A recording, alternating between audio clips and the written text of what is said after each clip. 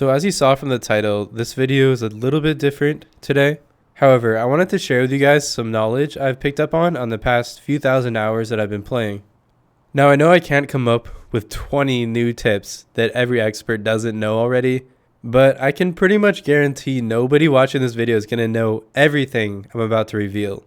These tricks are going to have to do with some of the core aspects of Rust, which are raiding, raid defense, sound, farming, and things of the like. Now, some of these tips are going to be way more obvious than others, but 5 or 6 of these, I'm pretty sure most of the Rust community doesn't know. We're going to start off with farming and the jackhammer. Like it or not, farming is a very key component of Rust, so shaving off any time you can with the jackhammer is going to help in the long run. So first, here's an example of farming a node with the jackhammer the normal way. Just under 3 seconds to destroy the node. Now check out what happens when you spam like a madman around the node. You'll hit some of the hot spots. And just under 2.5 seconds. Every half second in this game counts though. If I'm farming with the jackhammer, I'm always using this method because everything adds up in the end.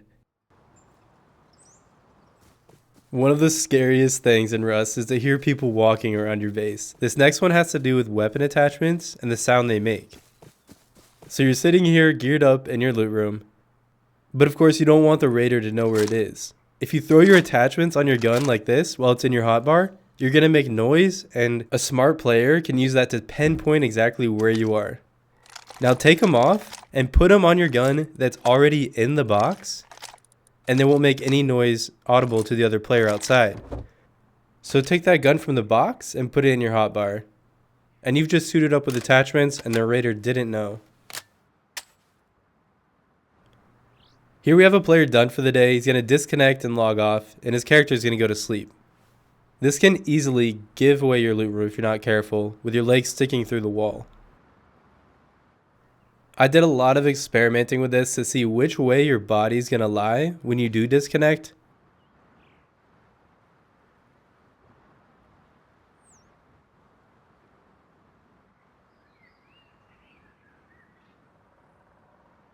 What I found out was the highest probability for your legs to not go through the wall, even when you're hugging the wall, is to sleep with your back facing it.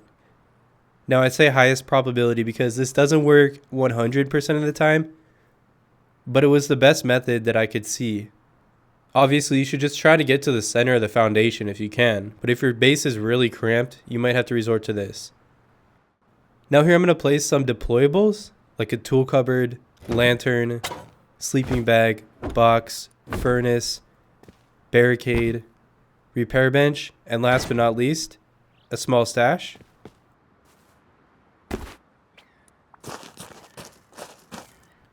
So I'm going to hop back onto these foundations and then disconnect and reconnect to the same server. As I'm connecting here, I'm going to boost the volume and listen carefully. That was the furnace. And that was the small stash. So you should be able to hear most of these deployables, furnace, small stash, cupboard and stuff. And it can help you out with raids if you're on your last leg and you don't know where the loot's going to be. Just try disconnecting to see where the stuff is around the base. I've used this method to find so many hidden stashes even with sulfur in them. This next one has to do with one of the main aspects of raiding, and that's staying silent and hidden from the person inside the base until you want to actually drop your C4. Now most people know about the crouch spamming thing where you don't make noise when you're running and crouch spamming. Also the jump spamming in the water, you won't make noise. But not many people really know how to get onto a ladder and get off the ladder without making that tiny noise of sheet metal. To do this, you can just crouch, jump onto the ladder, and then crouch jump off the top directly onto the top of the ceiling, and you'll be completely silent. The only thing the person's going to hear is your C4 going off. And like I said, every second in this game totally matters. This has to do with one of my pet peeves, raiding with other people or watching them raid. They'll constantly be checking the health on doors and walls and things after they're shooting them. This wastes so much time during the raid. What I like to do is just watch the ammo counter, especially if you're using an M2. Once that thing hits 37 for a sheet metal door, the door is going to break. It doesn't change.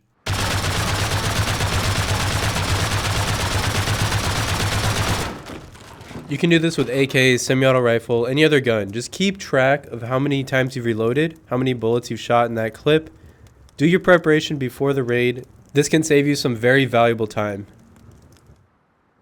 This next thing I want to talk about is an annoying bug that happens when a foundation attaches to a wall on sheet metal or armored. So you can see here that the wall is a little bit underneath the foundation actually. So when you go for all four of these at the same time, make sure you shoot the foundation. It's going to damage the top wall and the foundations. But if you go for the wall, you're not going to be damaging the foundations at all. And this also applies with armored.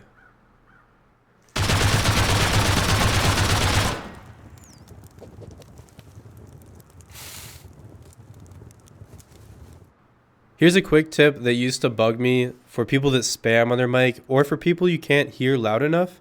Now, I didn't know this for a while. I know this is pretty easy. But in the console, type voice and you can change the volume of people's voices.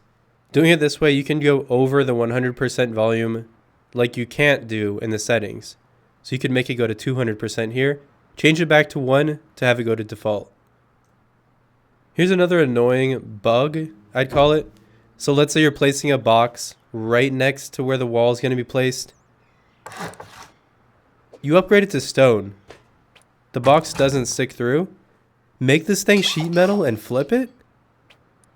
And you're going to see the box. I've gotten raided because of this in the past. Now this also happens with some other deployables on the sheet metal wall, like a sleeping bag and probably some others.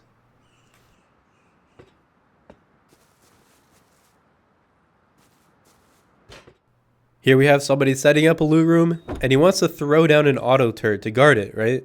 Places that turret as far back as he can against the boxes, can still place a double door in front of it. The turret can't be seen through the door.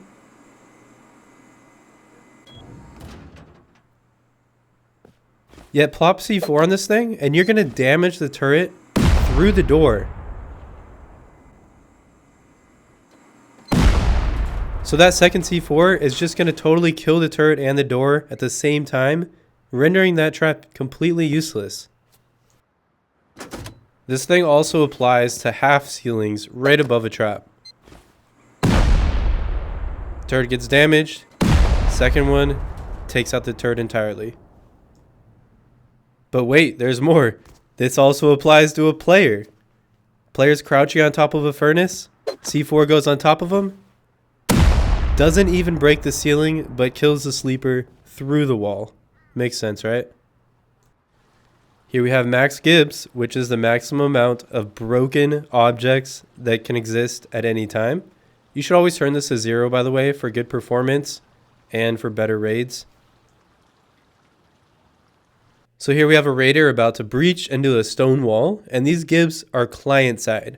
So each player sees them differently, which can give an advantage to the raider or to the defender, depending on how the Gibbs fall for them. So they fall right into his face, partially blocking the way into the base. Might give the defender a little bit of an advantage here. But check this method out. Say you place a little bit of twig on his base, a little ceiling. Before you break that stone wall, break that twig and let the twig Gibbs take place of the stone Gibbs. While the Gibbs are laying there, break the stone. And it'll be completely visible through for both of you guys. So there's no advantage or disadvantage.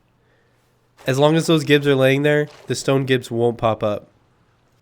Lastly, I was told by a player that there's no way a base could be built, let's say 1,000 or 2,000 foundations out into the ocean because of how deep it would be. I didn't know how to respond, so I went out and checked. The ocean actually completely levels off pretty much immediately after the shoreline. So it is possible to build a base way out there if you have a diving tank. And that's pretty much it. I hope these were helpful for you guys. I'll be back to the normal raids tomorrow. Don't worry.